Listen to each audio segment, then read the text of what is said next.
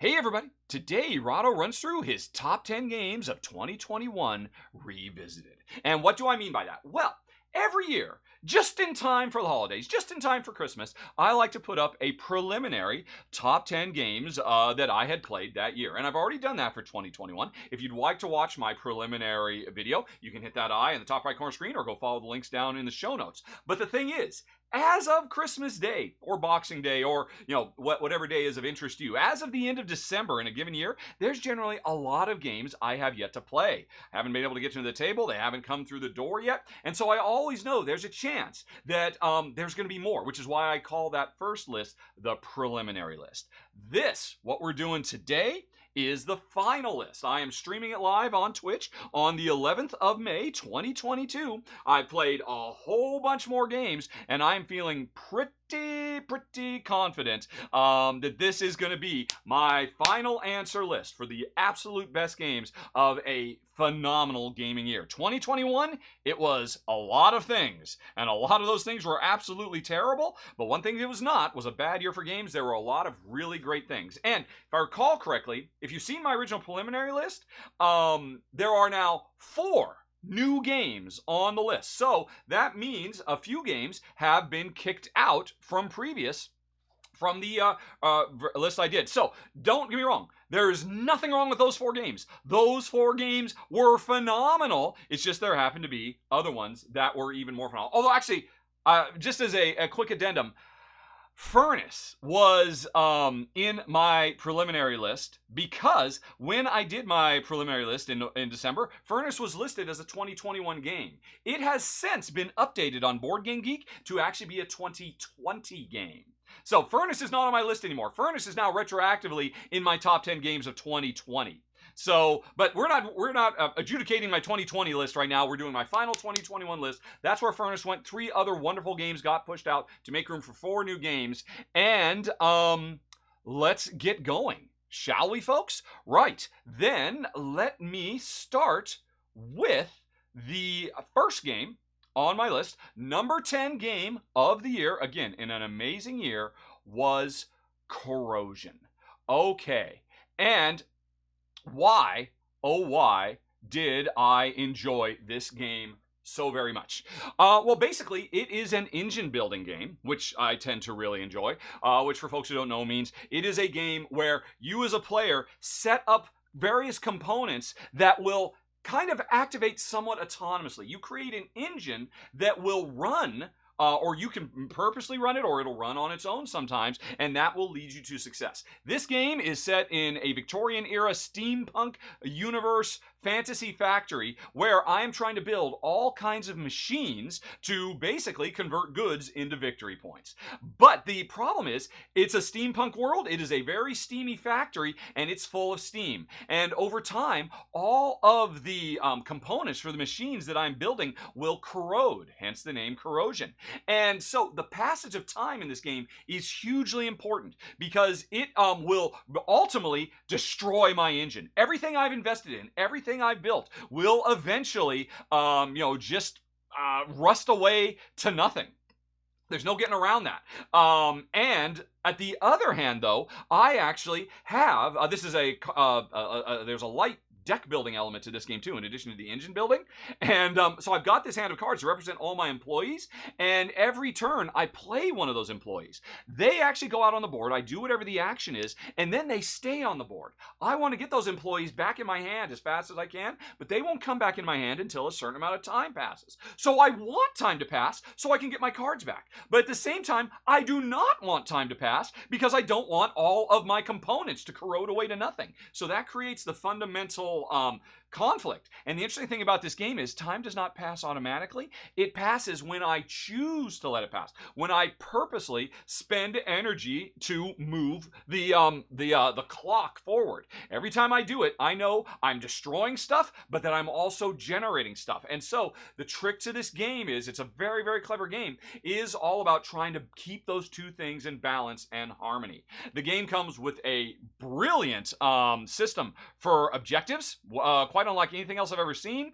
It's a really fun multi-layer thing. You've got lots of different strategies you can pursue. There are different types of engines you can build that function in different ways. There's these very cool chrome pieces that won't corrode, that if you invest a lot of time and energy, you can make non-corroding things. Really, really cool game. Like it a lot. My number 10 of the year, Corrosion. Okay, then we move on to number 9, Unsettled. Now, this is one that I did not talk about in my preliminary. I've since played it, and wow, this game is a deep space exploration, adventure, narrative, cooperative, Euro resource management style game. These are all buzzwords that were pretty much designed, if they were all put in a box, to make me fall in love with it, and I really, really did. The game has a lot of really interesting stuff going on because we are in effectively a Lost in Space scenario. We are a ship full, not of soldiers, not of naval officers. We are a ship full to the brim of scientists. And we are lost in space. We are trying to find our way home, and we crash land. Every time you play, you crash land on a different planet. The base game comes with 2 planets. There have been several expansions that add more planets. For each planet, there are 3 different scenarios you can play through. The game has tons and tons of replayability. So don't worry if you hear, oh, there's only 2 planets in the box. There's tons of replayability. The same mission on the same planet will play radically different every time you play.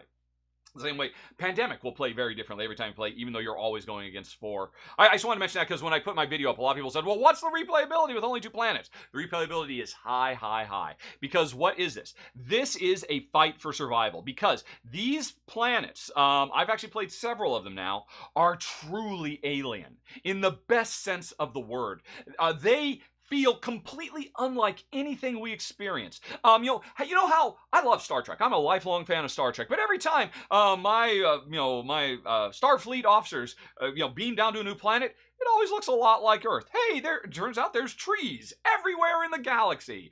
On every TV show, every movie. Not here. If you go to a swampy bog environment in Unsettled, it feels truly foreign and alien. In fact, you can see that in my run-through. I demonstrated going to the equivalent of a Dagobah swampy planet. But you immediately are just, every planet I've played on here, I'm blown away by the sheer raw creativity on display. That these things truly feel unique and different and alien and dangerous. This game from step 1 is trying to kill you any way it can. And so players are under a lot of stress, and the main driving factor of this game is we have these really cool chunky dice that represent 3 stats. And I love these stats. I forget what they were though, but they're not fighting. They're not hit points. They are, if I recall correctly, bravery and imagination and creativity. It's not those 3, but it's something like those. Really positive, upbeat attributes. Because our solution to every problem in this game is to never build a gun, never engage in a firefight. We always science the bleep out of everything in this game. We study, we research, and we develop technologies that will keep us alive. It is the best of humanity on display in this game in an incredibly fun and treacherous and tension-filled cooperative experience with tons of replayability and, again, creativity like I've never seen before. Jen and I were both completely blown away. And then on top of everything else, it's got an amazing presentation. Wonderful art, really great components. Yeah, it's number 9 of the year, Unsettled. Good stuff. Now we move on to number 8.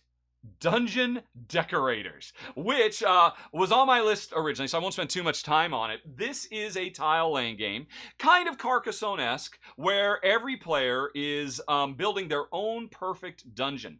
We are decorators. These are not our dungeons. We've been hired by creepy, scary dungeon lords who have specific needs that they want a dungeon, so we are competing to design the best dungeon for our clients. And it's a tile drafting game, very, very similar to King Domino. Although I think it actually works a little bit better here. The whole, the more valuable card is going to make me go last later in turn order later on. I think the King Domino tile draft works very, very good. But what really makes this game stand out and is so special to me is you are, while playing Dungeon Decorators, engaged in 2 separate parallel tile laying games at the same time. Because each tile you grab has two sides. There's the dungeon side, where it shows a very simple corridor or room or intersections or whatnot. Or if you flip the tile over, it's a decoration side, where there's torches and cobwebs and spikes and all kinds of things. And every time you put a tile down, you decide, what is it going to be? Is it going to be decorations, or is it going to be... And the thing is, to put the decoration tiles down, they go adjacent to the corridor tiles, and depending on how you align them, that indicates how the individual corridors are decorated. So every time you place a new corridor, you are already thinking about, right, I need to get this particular decoration in this corridor. So I need to set room aside so that I can, in this completely separate tile laying game, I can be sure that I can lay the right decorations down at the right time. And these two things, it sounds really simple, but it is a fiendishly clever puzzle, and I absolutely adore it. The game has a phenomenal sense of humor. Again, a lot of replayability with all the different dungeon lords that have different targets you can go for. And like I said, players have special powers that they can unlock depending on what company they're. And yeah, there's just really wonderful, wonderful stuff. Every time you play, there's two decks of cards, decoration goals and shape goals. So you can really focus on, okay, I care more about the decoration game. I'm trying to grab more objectives and make sure my decorations are right. Or you can say, I care less about that, and I focus more on the dungeon building game, so I have to get certain rooms in, connected to certain other rooms and stuff like that. It's so clever, and it's really flying under the radar. I just think it's absolutely brilliant, and I hope over time more people fall in love with it. This is such a wonderful next step. If Carcassonne was what got you into the industry, and if you like the idea of fantasy dungeons, oh my gosh, it's a wonderful, wonderful next step. Number 8 of the year of 2021 for me, Dungeon Decorators. And I talked about that a little bit more than I thought I would, but man, I love it so much. Anyway, though, let's move on to number 7, Funfair, which is a card game all about making the best funfair you possibly can. We are trying, again, drafting cards instead of tiles like the last game, that have multiple functions, and we are either playing these cards in front of us to expand our operations of our carnival, theme park fun fair. Or, these cards can either expand by adding new rides, new attractions, or they can upgrade existing ones we already have. And one of the big decisions you have to make throughout this game is, are you going to go wide or are you going to go deep? Are you going to really try to focus on just a few key rides and make them really awesome, or have a whole bunch of stuff and not specialize? There are so many cards in this game, and the draft for this game is so incredibly tense, because everybody can see, I just need one more pirate theme card to make this the ultimate pirate getaway. And there's one out there. But am I going to be able to get it because I'm not first in turn order? So there's a lot of tension, a lot of excitement. And actually, one of the things that really sets this one apart for me, that makes me really enjoy it, at the beginning of every round, before we start doing all the drafting in the building, there's going to be a new event. And in 9 times out of 10 games, most games always try to put in events that, this round you're going to be screwed this way or this way or this way. It's tax time, or there was an earthquake. And the problem with event systems like that is, where you can't plan for them ahead of time, they just randomly drop into your lap, they will inevitably favor one player over another. Because, it turns out, I'm so rich I don't care about taxes, or I'm so broke that I don't have to pay taxes, and so you got screwed, I didn't, in an event game where there are negative events.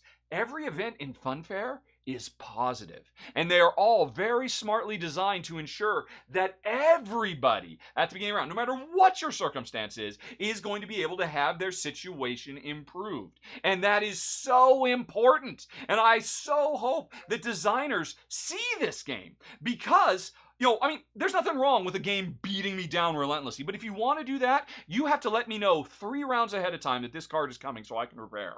If you're going to do a game like this where every round, surprise, there's a new event, make sure they always work equally for every player. And hey, while you're at it, why not make them fun?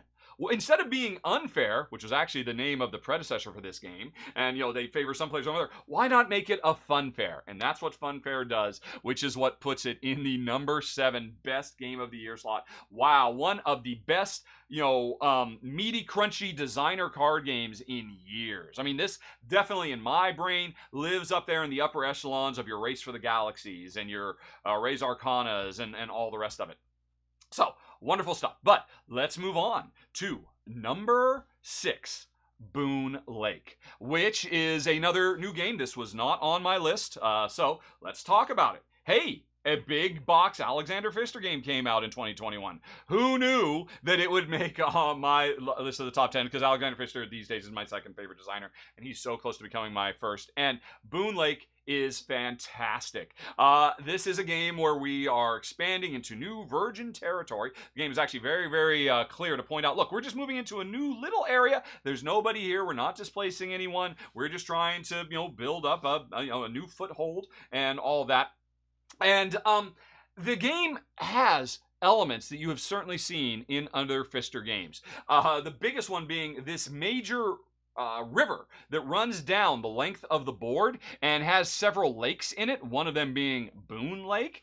And every round, players, we have our little boats, and we're going to move a certain number of steps down this river. And wherever we land, that indicates what action we're going to get to do. So a very, very Maracaibo, Great Western Trail core vibe here. Although there are lots of really interesting twists that make this feel very different than those other games from Pfister.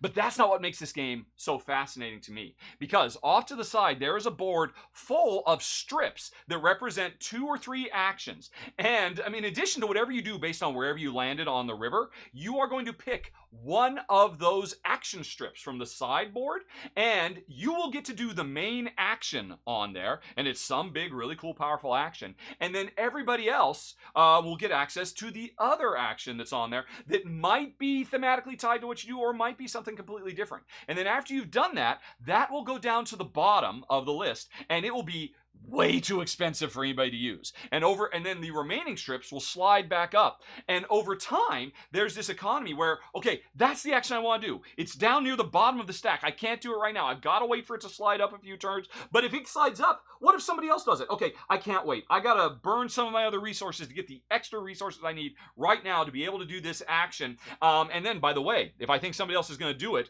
I better do it before you because, hey, I got it done. And now it sinks back to the bottom again, and now it's too expensive for you to do. But you got to do some subset of that action as well because everybody gets in on everybody's turns. This game is fantastic. It's Pfister at his absolute best. The only thing that kept it from being higher on my list, quite frankly, is that I was very bummed to see that Alexander did not do his traditional, hey, by the way, let's include a narrative story campaign where you can play through, 6, 8, 10 evolving, changing missions. That was completely left out, and it broke my heart because it would work so well in this game. And he's done it so many times in his other games. But that's my only complaint in what is otherwise an absolutely fantastic, big, heavy, crunchy Euro, Boonlake.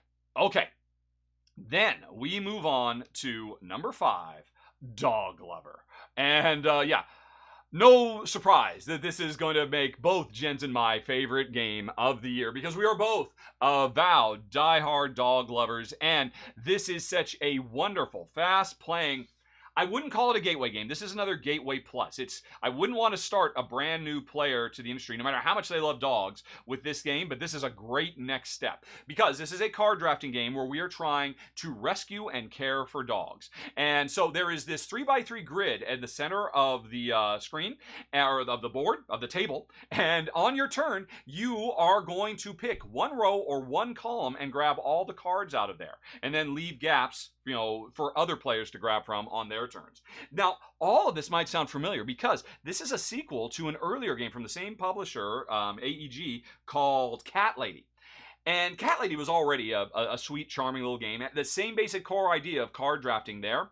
But it was a very, very lightweight game. Very simple, very smooth and fluid.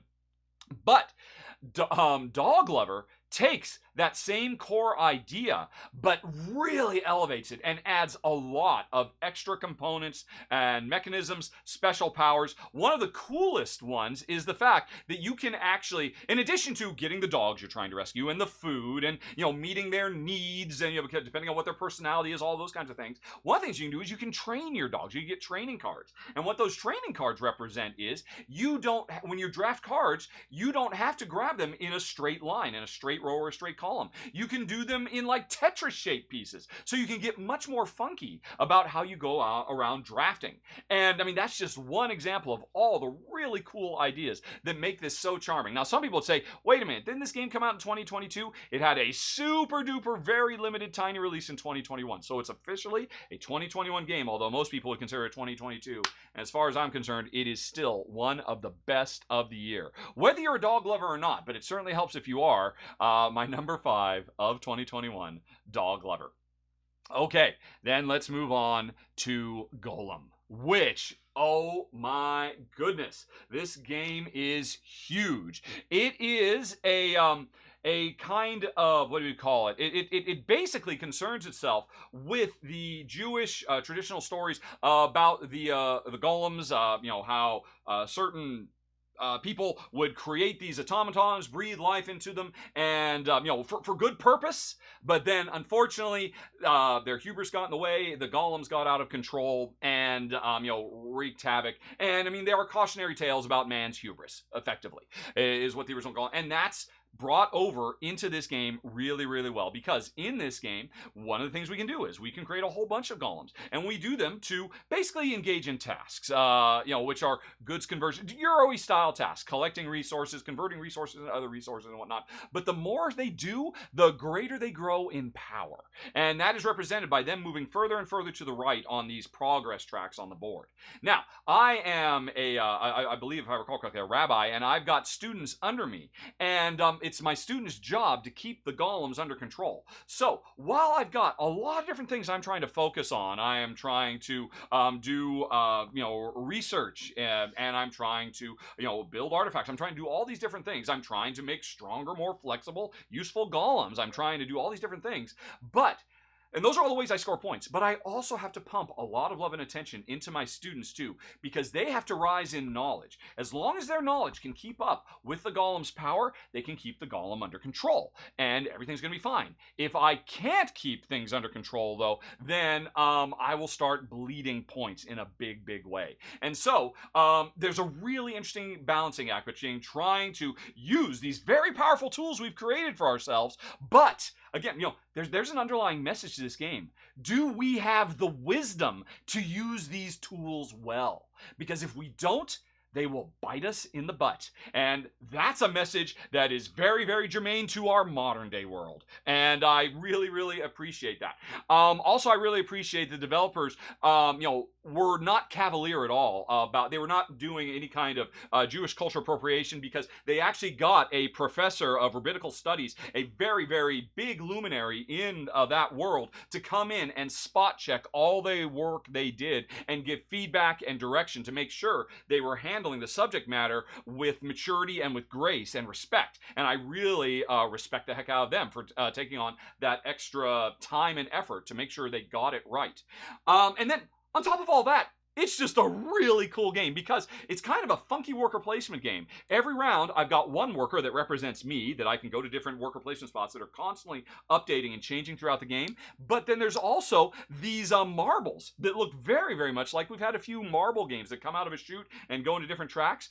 In addition to the one action I will do myself, I will also draft a couple of these marbles. Those marbles represent my students doing tasks for me. And do I have the students do tasks so they get smarter or more knowledgeable so they can keep up with the golems, or do I have them do stuff that I need them to do?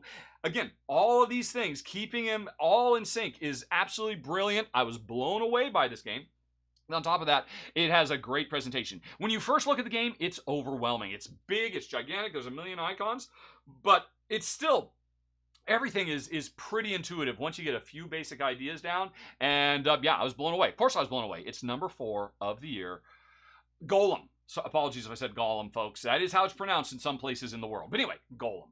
let's now move on to number 3. Another new one that was not on my list earlier. Welcome to the Moon, which, oh my goodness, folks. I was excited about this game ever since I first heard about it. Make no mistake. Because both Jen and I really, really dig Welcome to, which is a roll and write, a series of roll and writes. There's been the base game, there's been some spin-off games, there's been some mini expansions for the games, and it's not a roll and write, a flip and write, where players are doing their best to come up with the best French suburb they can. Although it's moved to Las Vegas and like a Halloween neighborhood, they've done all kinds of stuff. So, Welcome to the Moon is the latest in the series of these games, and it's a standalone. It's not an expansion. And instead of building a suburb, we are mankind's best hope for survival because we are working to colonize the moon. And in the box, which still plays 80% like regular Welcome to, which is to say there are 3 pairs of cards, or 3 stacks of cards, and every stack has each deck of cards has a discard pile. The cards are 2-sided. So 2 cards next to each other create a pair. And every round, we reveal a new card, which actually reveals 2 new cards, because you flip a card over and they're 2-sided. And you have to pick one of the 3 pairs. Like right now on screen, do I want the 8 astronaut, the 5 astronaut, or the 7 energy? And everybody at the same time chooses that. Different symbols have different special powers. They let you different things when you're progressing, marking your progress on your own player sheet. The numbers are very important, though, because they're the real limiter.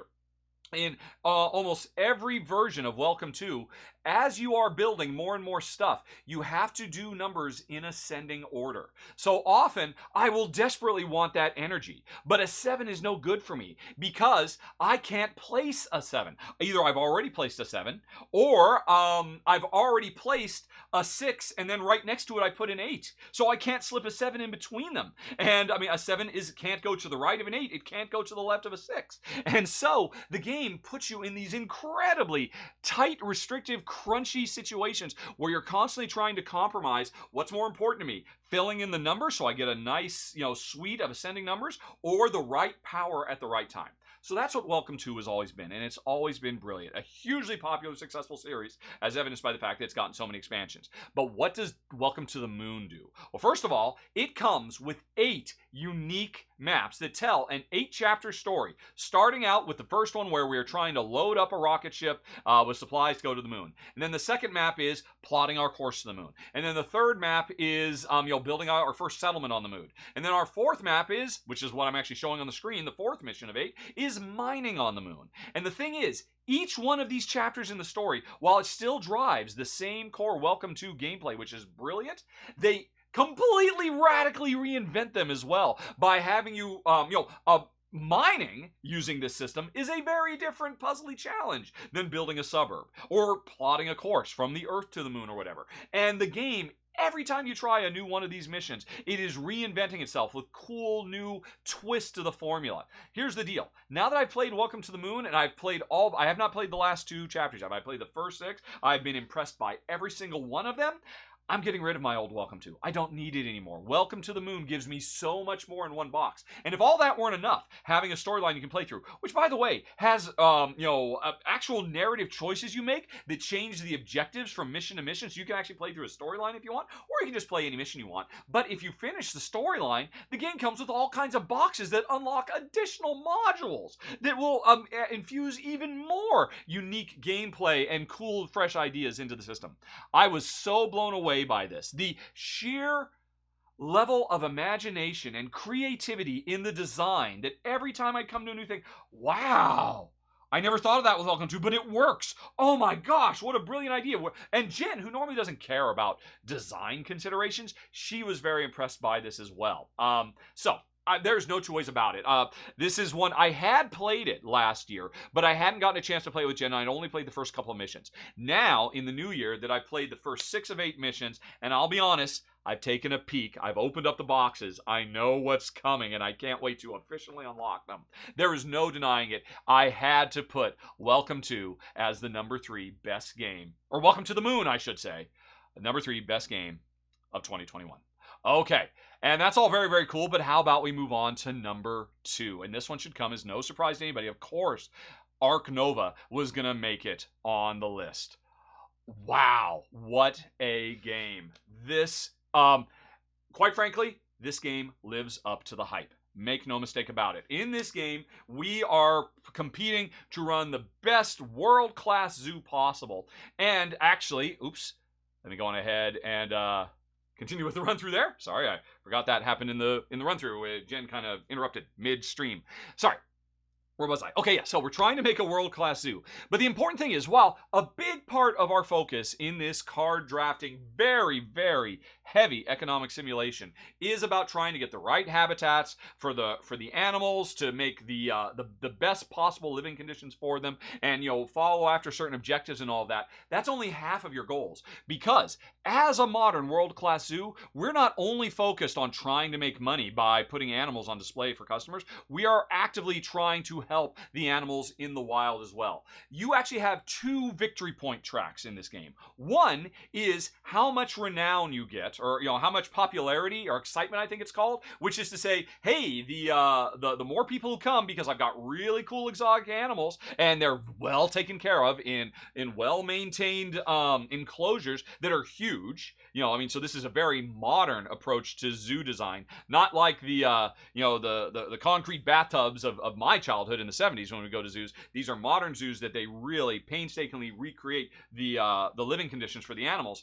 But then people come and see them, and hey, that's one of your victory point tracks. The other victory point track, which is harder to move up on, but it is where you will score the lion's share of your points, sorry, pun intended, not intended, is the conservancy track. Because while we are trying to make money and to keep our operations going, we are also on screen, or on the board, there are 3 different conservancy projects that we can contribute to, and these give us objectives that we are trying to hit. And as soon as we do, we have actually contributed to the health and welfare of the animals who are still out in the wild, whether they are research projects or funding for national parks, all kinds of things. And so a big part of this game is, well, okay, we need to make a successful, attractive zoo for people to come so we can make money, so that we can funnel all that money into worldwide conservancy efforts. I mention all this because I love it. I absolutely love the story this game is telling about a responsible approach to animal welfare. Take really good care of the ones we've got, and then use the resources we get from that to take care of the ones in the wild. I absolutely love that. But all that aside, I love the gameplay here too, because the whole game is driven by a very simple action selection mechanism. Everybody has 5 action cards in front of them, and they are put in slots numbered 1 through 5. If I play the card, whatever it is, whether it's build or recruit or get a sponsors or whatever it is, if I play the card in slot number 4, I get to do a level 4 action of that. Whereas if I played it when that card was in level 2, I'd only get to do a weaker level 2 action of it. So anyway, I play the card, I do the level 4 action, and then that card slides down to the bottom. Everything else gets more powerful, and it's the weakest. And it will stay weak for a while. And you are so desperate, I want to do that action again! But I'm probably not going to do that action for like another 3 or 4 turns until it can work its way back up. Balancing that shifting level, trying to get the powers into the right spot so you can do the correct action instead of the weaker action that helps but isn't what you need, is a wonderfully brilliant, super smart puzzle. Actually, I didn't think about it until right this second. It's kind of like your own personal version of the communal action strips from Boonlake. Wow. Those games have more in common than I thought. I guess I really like this. Hey, no surprise, I love really crunchy, meaty, heavy Euros with brilliant action selection mechanisms that are super simple and clean and elegant and lead to really dense, tough decisions. That's what Ark Nova does. And here's the deal, folks. The only thing that keeps it out of the number 1 slot of the year for me is, as much as I love everything about it, it is a long game.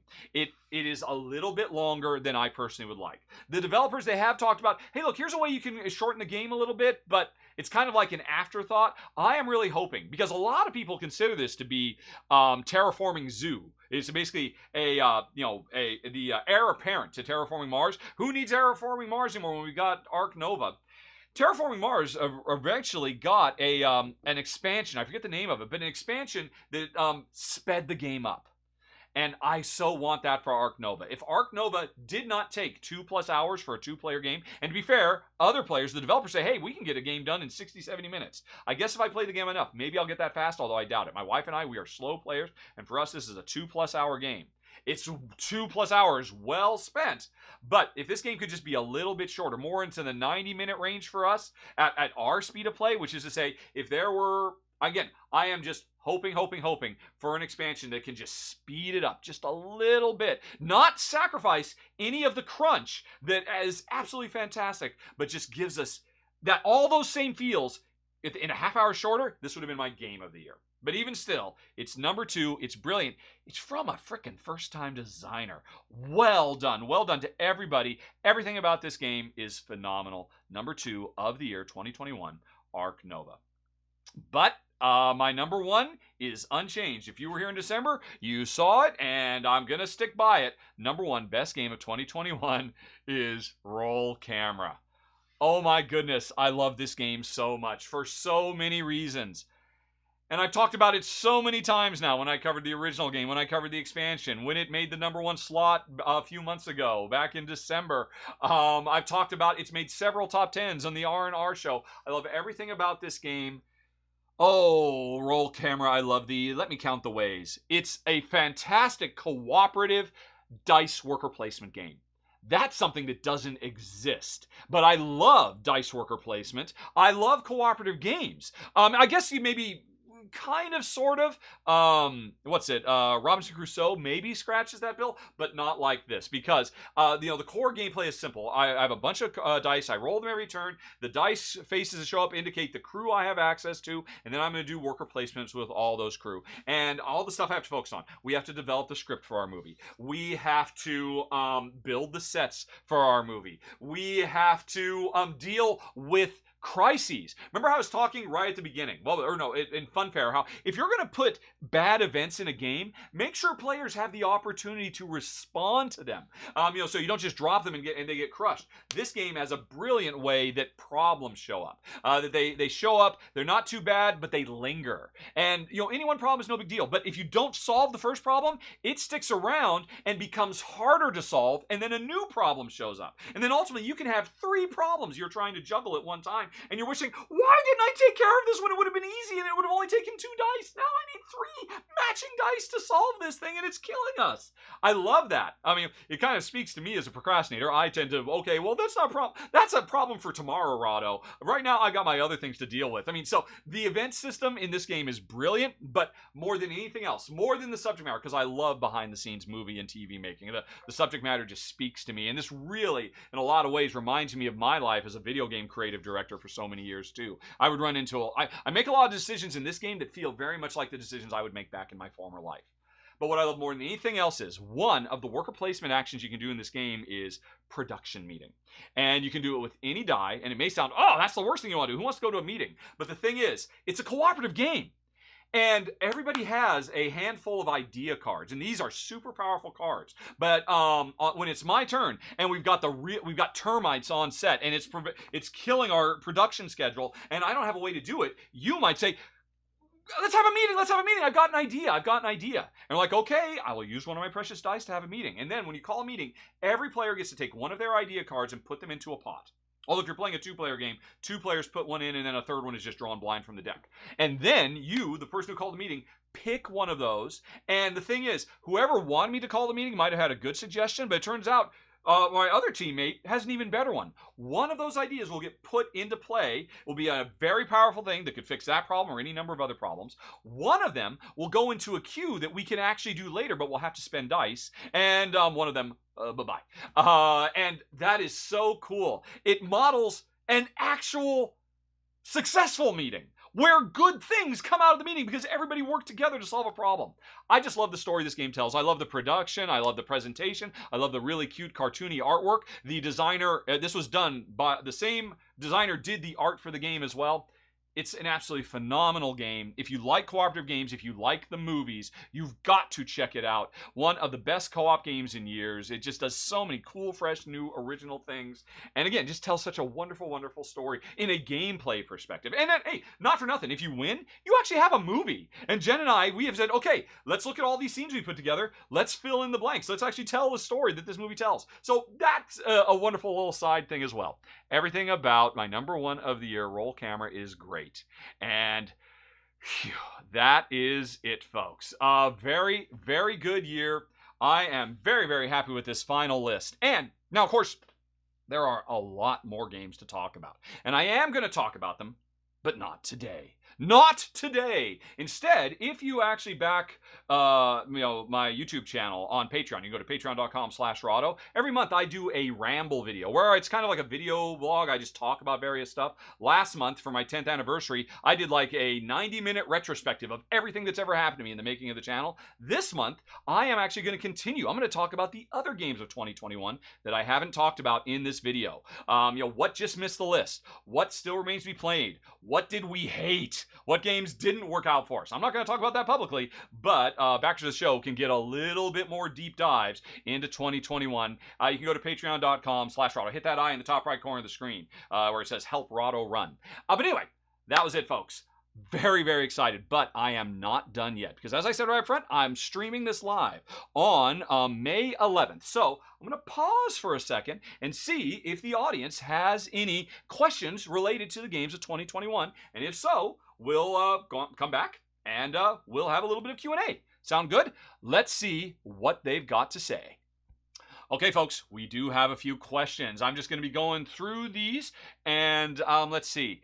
Some of them will be related directly to the list we just did. Some are just more broad game-related stuff. One of them, from Tones for My Bones, asked, do I know about the Meta Top 10 list on Board Game Geek? Yes, I do. I watched that one like a hawk, if it's the one I'm thinking of, but not everybody knows about it, so I figured I'd mention. There's this very cool yearly list where folks on Board Game Geek collate all of the top 10 lists of all board game reviewers, whether they're video or podcast or written form, magazines, websites, and then they do averaging jiggery-pokery to put them all into one master list. Kind of like a Rotten Tomatoes for the year. And I think it's absolutely brilliant, and it always comes up with very cool, interesting stuff. I highly recommend it. And I need to actually contact them to say, hey, by the way, I know you already put my first list on, but my list is updated now because I have a few different games on the list. So yeah, I highly recommend it. If I can find it, I'll put a link for it down in the show notes for people to go look at after we're done. Thank you, Tones. Tones my bones. Okay, let's see here. Then next up, Linnaeus Cabal asks, am I excited to learn more about the Furnace expansion? I am now, because I have no idea what you're talking about, Linnaeus Cabal. Tell me more. Did this just get announced today? Because if it did, I was too busy getting ready to film today, so I don't know what's going on. But yeah, Furnace, as I said right up front, is absolutely fantastic. Furnace was my original number 2 for 2021 until it got retroactively turned back into a 2020 game because it did come out a very, very small print run in Russia in 2020. But then it went wide in 2021 when it got picked up by other publishers. And no, I didn't know an expansion was coming, but yeah, I am there with bells on. That is very, very cool. Breaking news, folks. Furnace expansion coming soon. Thank you, Linnaeus. Okay. Alrighty, next up. All right, question. Outside of top games of 2021, did any publishers stand out or surprise me? I would say probably what stood out to me the most in 2021, and in a very pleasantly surprising way, is you are seeing publishers more and more and more take seriously the concerns that many people have brought up for years about about the content of their games. It's first and foremost, the board game industry for so long has had such a casual relationship with colonialism as a subject matter. And, it's just been so normalized for so many years. And there have been so many people for so long saying, yeah, this is really kind of do we really need? There's so many other these mechanisms could be. Why?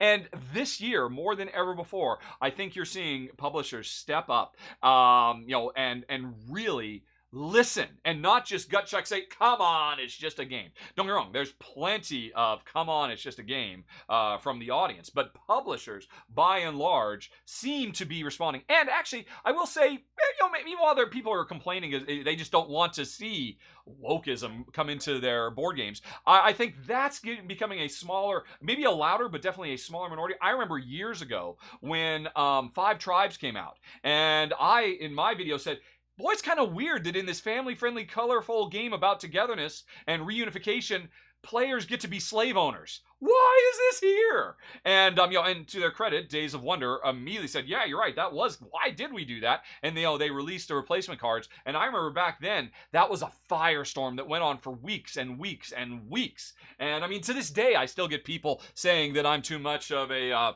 SJW. But these days, I think the response is more tempered, and publishers are more and more willing to listen and try to do better and make a hobby that is more broadly inclusive and respectful. And that's, I think, what stands out to me. Anytime a publisher is willing to do that and take on the extra cost. Like I mentioned very briefly in the top 10, Golem was a game that did that. They actually went out and found a master of rabbinical studies to actually give them feedback on their game, because it's the right thing to do. It's just the respectful thing to do. So I'm really excited that that's happening more and more and more. We started to see it. We're seeing even more of it in 2022. Seems like it's a trend, and it's a good one. We're working upwards, so that's fantastic. All righty. Right, let's see here. Oh, that's about other stuff. Let's see. I see here, Gadam Gray asks, what are my standout games for 2022 so far? That's a good question. Let me answer that question. Hold on a second. Let me go to ranked.rahdo.com. Right? Hold on a second. Actually, I don't have to do this in secret. I can just show you, can't I? Let's see here. Where do I need to go to? I need to go to the browser tab. And, oh, hey, look, there's the chat. This is what I'm monitoring and all that. But let's have a new tab and go to ranked.rahdo.com.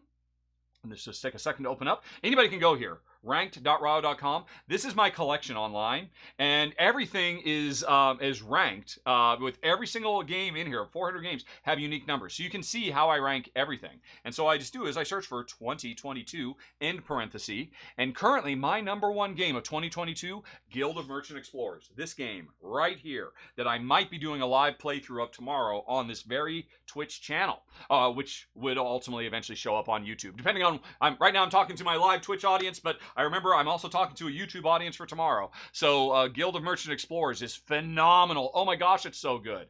Isle of Cats Explore and Draw, Zapotec number 3, Founders of Teotihuacan number 4, Free Radicals. Oh man, I mentioned this in my top 10. Why can't we have, or no, not in the top 10. Before we started, I did an unboxing of a very cool asymmetrical war game. What is it? It's Crescent Moon. This looks so cool and so neat and full of ideas. And, I'm sure it's like trying to be a root killer and all that. But why do we have to have asymmetrical war games? Why can't we have asymmetrical board games like Free Radicals? Let's see what else. Pessoa. Very, very, very cool, really funky, quirky worker placement game. Really like that one. And Get On Board, New York and London. Those are the 7 games of 2022 that I have ranked so far. All right. So, hopefully, and those are some standout games. That's not all I've played. I played some other games too. Some of them I will never talk about publicly because I was raised, if you don't have something good to say, don't say anything at all. So I talk about the games I like. I do not talk about the games I don't like, as a general rule. Anyway, though, so thank you, Gadam Gray. Good question. All right. Could you do another? All right. Oh, no. All right. Okay. See here. Nishobo says the procrastination of crisis cards and roll camera. Very funny. I agree. It's hilarious, and it's so real. It's so. People talk about, oh, this is just a themeless game that can put anything on. I don't know about that, but people complaining about. To me, the theme comes through so real. I've been in those situations. We all have, where we just put that off, and then it becomes a huge problem down the road. All right. So Nishobo said, can I think of other games that have this? That bad events become worse. I'm sure Roll Camera is not the first game to have ever done it. but I couldn't tell you any. I mean, it really felt very fresh to me when I was playing that game. So here's what I suggest. Whenever anybody asks me, hey, I really like X, can you make some suggestions? My brain is not wired to be able to just pull game names out of the ether like that. So can I suggest, Nishobo, that you go, what the heck, let's do it right now. You go to faq.rahdo.com, which is short for frequently asked questions.rahdo.com. I can type faq.rahdo.com. And hey, here are 27 questions that I get asked all the time. And one of them is, I love blah. What should I get?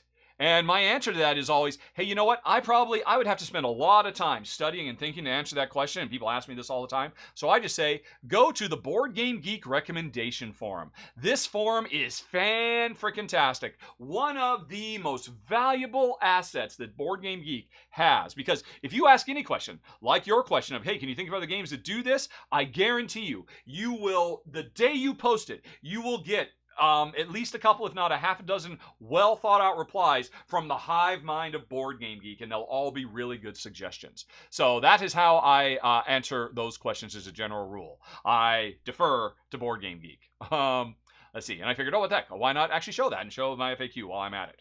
Okay, what's up next? All right, here we go. We've got Hawkskull wonders, where would Furnace land in my best of 2020? It's a very good question. I genuinely do not know. But you now know how to figure it out, right? Let's do it. Let's go back to, where is it? Ranked.rahdo.com. Do I still have that open? No, I got to open it again. Ranked.rahdo. I have such a habit of just closing tabs as soon as I'm done with them, which is just, why do I do that? I just create so much work for myself. All right, coming back over. Here we are at Ranked, and now I'll do a search for 2020. And Hallertau is my number 1 game. Cloud Age number 2, Loop number 3, Calico 4, Anno 5. Where is Furnace? All right, Furnace. Furnace is my number 10. That's interesting. If I recall correctly, it was my number 2 for 2021. But okay, but no, that was before I'd played all those additional games in 21. So Furnace is my number 10 for 2020. What did that bump out? I'm sorry, Lost Ruins of Arnak used to be my number 10. It was replaced by Furnace. Yeah. And you can see Welcome to the Moon right below it as a 2021 game, and Welcome to the Moon was my number 3. So yeah, Furnace is still pretty much, it was like my number 3. Yeah, so Ark Nova is better than Furnace. Furnace is better than Welcome to the Moon and Lost Ruins of Arnak, my number 10. Oh man, that makes 2020 an amazing year. If my number 3 for 2021 was my number 10 of 2020. Wow, I hadn't really thought about that. Okay, let's see what we got next. Okie dokie. All right, so Liz Gav asks, what level would I have to be at to get the Welcome to the Moon video? Oh, okay. Well, yeah, I mentioned this in the countdown. Go to patreon.com/Rahdo, and it's one of the higher ones, I'll be honest, because here's the deal. My wife, Jen, hates being on camera. Cannot stand it. And so when she said, hey, can we just, I never want to do another live show again. Can I please not do that? She has done a few, but she's so uncomfortable. And she covers it up. She's really good. She's very effervescent, really charming. And I think she gets into it, but she just gets so in her head that she's just so nervous about it because she hasn't been doing it for 10 years nonstop like I have. So it is a higher level reward called the Relaxer level.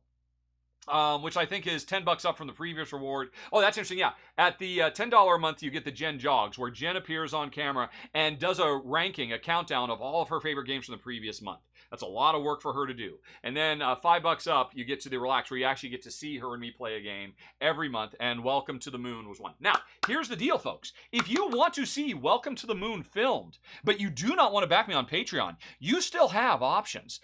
Because let's go back to the browser again. Browser. And let's go to, I need to go to requests.rahdo.com. Right.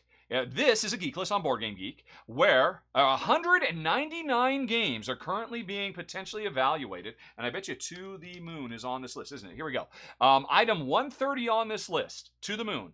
It has 30 thumbs currently. You can see I actually added it because I wanted to, here's the deal. Once a game gets to around it varies from month to month, but like 60 or 70 thumbs, that puts it at the top of the most highly demanded game in that's on this geek list. And at that point, I will do a run through of the game. So if you're out there and you're a Welcome to the Moon fan, come here like you just saw me do and thumb it. And then if you right click here and copy this link, you get a link to this entry by right clicking on the date on the entry. You can post that link to your friends and say, hey, everybody who's on Board Game Geek, can you go thumb this? You can go post it in the Welcome To discussion forum. You can post it on Twitter if you want, wherever. Say, I really want Rahdo to do a Welcome to the Moon. He just made it his number 3 of the year. Let's get him to do a run through, because I have seen people do this before, like start a rallying cry to get enough thumbs. And sometimes I've seen these games just like overnight get like 50 or 100 thumbs. And if that happens, then that's going to be the game that gets filmed next month. Otherwise, it'll be something else. Like this month, I'm filming, or actually, I don't remember what I'm doing. I mean, heck, it could be this month if Welcome to the Moon gets enough thumbs. So that's a way to make it happen. If backing the show, totally understandable. I totally understand why, but this is another way that you can get games covered by me. Okay, cool. So that was a little side trip there, featuring some more behind the scenes stuff. Let's see. What's the next question? All right.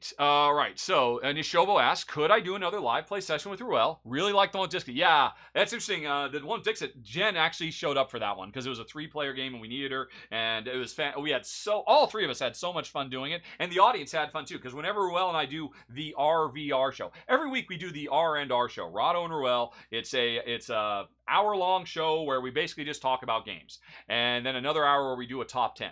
And we do that live every Tuesday, and then it goes up on Wednesday on YouTube. And occasionally, if you can see them, again, right up here. Which one is it? How are we doing? It's the top one. We need 149 subscribers. We're at 60 right now. That will unlock another RVR. At the rate we go, we tend to do one a month. If the subscriber count went up quicker, we'd do them more often.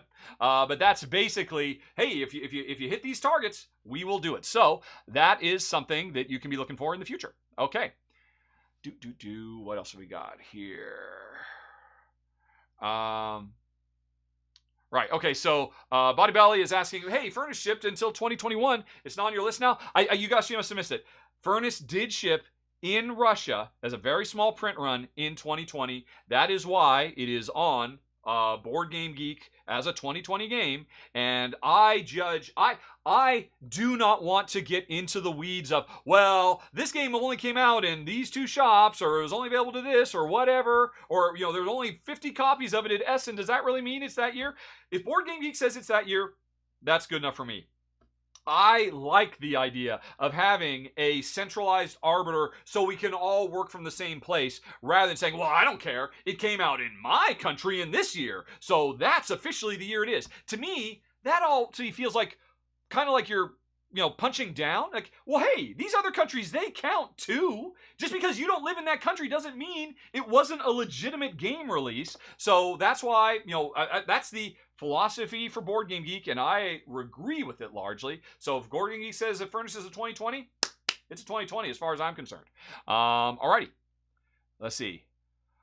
Ooh, here's a big one from Gadam Gray. Where did these 2021 games rank? Legacy of Gravehold, Queen's Guard, or Azul Queen's Garden, Cascadia. Well, several of these you can tell. What is it? Cascadia, Cocopelli, Origins First Builders, Ares Expedition, and those ones are still in my collection. So if you go back to rank.rahdo.com, you can find where they are and and see how they rank to everything else. So the ones that aren't on that list, let me talk about them.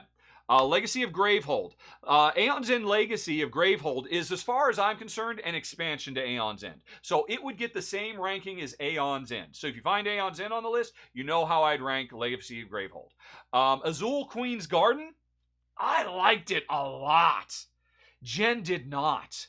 Jen thought it's like, whatever. And so I got rid of it. And I don't keep games or ranked that I've gotten rid of.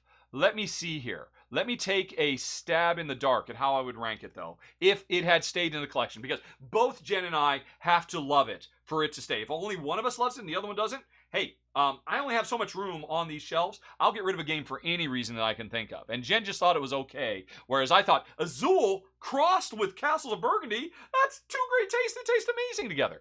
So let's come back over to ranked.rahdo.com. Where is that? Boop. Here we are again. And let's see, where would I put Azul?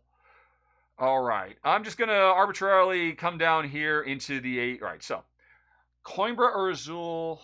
Nope. Going to keep going. All right. Arion or Azul? Ooh. I think I like Arion is the best of the Oniverse games. I think I like Arion more than Azul. And Asonia, I definitely like Asonia more. And Whatnot Cabinet. Okay, let's keep going down. Alrighty.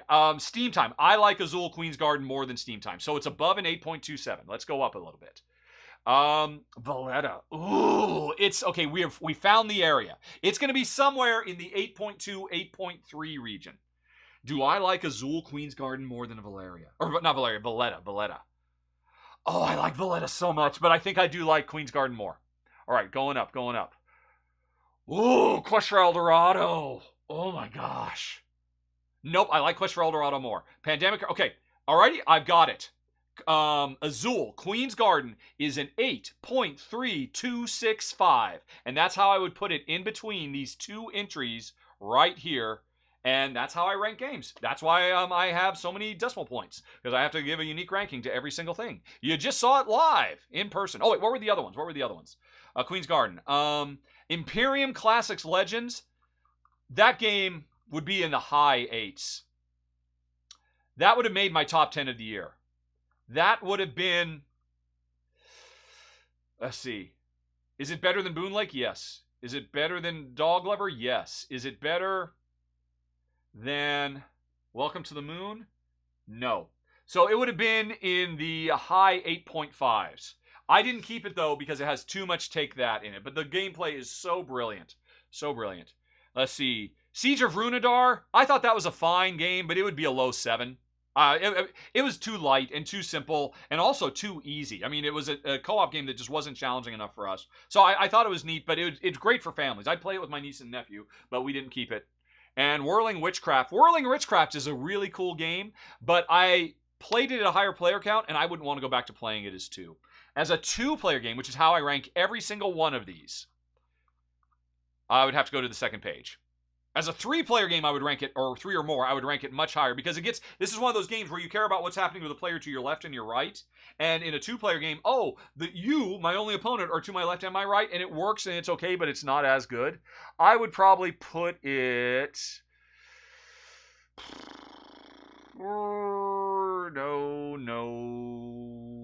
Okay. I'd probably put it around the 7.3, 7.4, somewhere in that area. Okay. There we go. I think I've gotten all of your additional games. And like I said, some of those games are already on the list because I still have them, and you can find them yourself at ranked.rahdo.com. All right, next question. Top.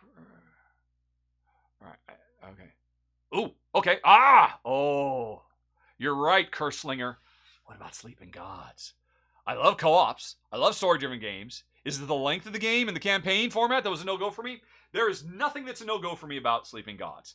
Here's the deal. Here's the problem. Actually, it's interesting. On the R&R show yesterday, there was a question that came in about my thoughts about big, huge, bombastic, 100-plus hour mega games. Ever since Gloomhaven came out, they become more and more popular. You just see several of them coming out year after year. And how can players play them all? And what should you do? And my answer at the time was, I think they're great if you buy one a year. And you just have to pick the right one. And you know what? If you miss out on one, don't worry about it. Because if it's really good, it'll be very popular. The publisher, who can't afford to actually put them on retail shelves because these things are too expensive, the margins just won't work except for crowdfunding, they'll want to put it on crowdfunding again. So they will come up with an expansion, and next year you'll be able to get it if it turns out it was really good. So don't worry about it if you miss it. What goes around comes around. But in talking about that, I talked about what I like to do is when we had Gloomhaven, we were really into it. It's a one of these super monster games with hundreds of hours of gameplay. We, for almost a year, had a standing date, my wife and I. Every Sunday was Gloomhaven Day, Gloomhaven Sundays. And we did that for months and months and months and months and months, almost never missing. And we ultimately finished the storyline. And that was great. And so I've still got that because I love Gloomhaven too much to ever get rid of it. Now I've got Seventh Continent, which I really want to put the time in. And I want to get all the way through that. And we haven't actually made a date to do it, but I would like at some point to start setting up a schedule so we can get through. Because I've got Seventh Continent and I have the expansion with the hot air balloons and stuff. And I feel like, okay, before I would get into any other game, I got to do this. And that's where Sleeping Gods came in. Because, as I said, I've only got so much space on these shelves behind me, right? And so every year, I send a bunch of these down south to the Dice Tower West Convention Library so that other people can enjoy them. And when I am loading up one of the big, gigantic FedEx freight boxes, I'm looking for any excuse I can put any game in. And the last time I sent some out, I was looking at Sleeping Gods like, am I ever going to play Sleeping Gods until I finish Seventh Continent? No, I'm not. So, okay. So one of them has to go. Is it Sleeping Gods that'll go, or is it Seventh Continent? And the thing is, since I'd already invested in the Seventh Continent expansion content myself, I'm like, okay, I've got more of a foot in that game. I'm going to put Sleeping Gods in this box. People at the Dice Tower West convention will be able to enjoy it. I'll feel good about that.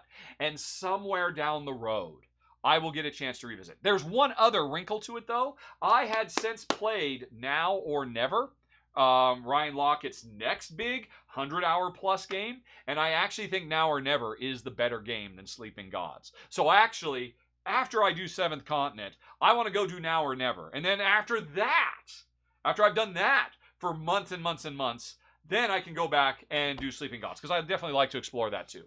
So none of that is a reflection of the game. It's just a reflection of, I think, if you have a healthy relationship with your board games, you really don't have room on your shelf in your life for more than one or two lifestyle games that you want to keep going back to over and over and over and over again because there's so much waiting for you to see.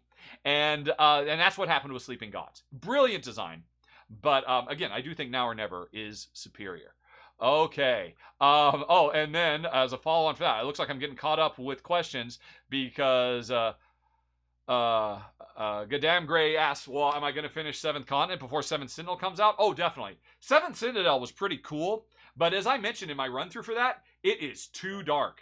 That is a very, very, very, very grim, dark setting. Jen and I played the prototype, which was like the first couple of hours of it, and Jen said, yeah, I do not want to play this game anymore. It is way too grim and depressing. I do not want to be in this world. So Seventh Citadel is not one we're going to play anytime soon.